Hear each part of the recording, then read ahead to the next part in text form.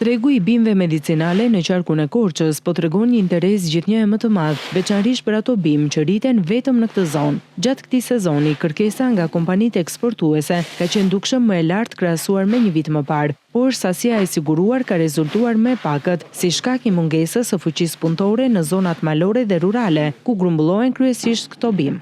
Fletën e qumështores, një nga prodhimet kryesore bazë në fushën e Korçës, dhe për lunecianit. Këto dy produkte kanë qenë më të kërkuara në tregun ndërkombëtar dhe ato kanë ecur të gjitha. Lunecianit ka qenë nga 3.000 lekë të vjetra ose 300 lekë të reja, deri në 1.800 lekë të reja ose 18.000 lekë të vjetra. Për të shmangur këtë problem, grumbulluesi Gjergji Shibuku thosë se ka nisur të ndërmarrë nisma për kultivimin e disa prej llojeve që rriten natyrshëm, me synimin që vitin e ardhshëm të sigurojnë sasi më të qëndrueshme dhe cilësi të garantuar.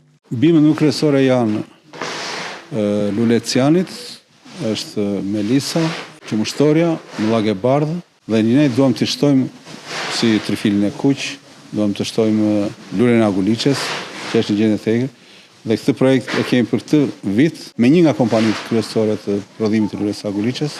Kemi para përgatitur tokat në 3 zona, një në zonën e Devodhit, një në zonën e Pogradesit dhe një në rajonin e Ersekës. Bimët medicinale të qarkut të Korçës eksportohen kryesisht në Gjermani dhe Shtetet e Bashkuara të Amerikës, ku përdoren në industrinë farmaceutike, ushqimore dhe kozmetike.